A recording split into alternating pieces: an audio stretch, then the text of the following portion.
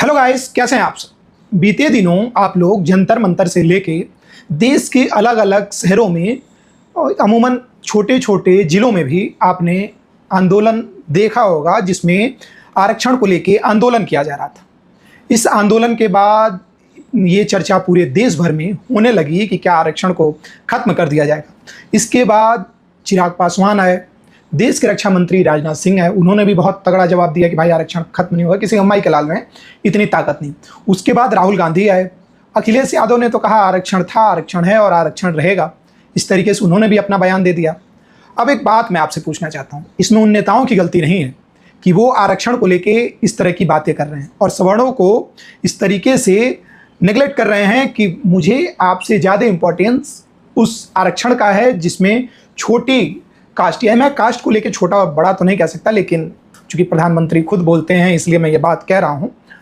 तो ये जो पार्टियां हैं वो ये बात कहती हैं कि आरक्षण खत्म नहीं हो पाएगा। अब जानते हैं इसके पीछे किसकी सबसे बड़ी कमी है? इसमें सबसे ज़्यादा कमी आपकी और हमारी है।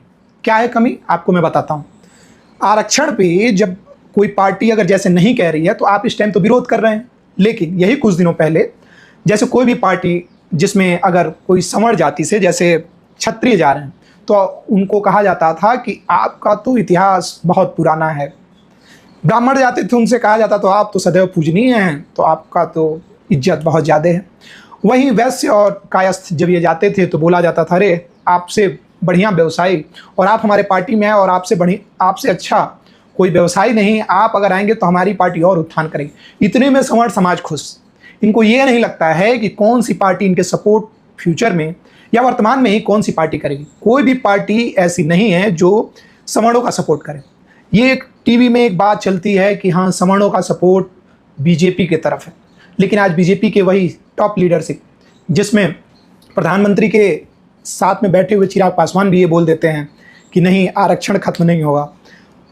राजनाथ सिंह देश के रक्षा मंत्री वो ये कह देते हैं किसी माई के लाल में ताकत नहीं है कि कोई आरक्षण खत्म कर दे।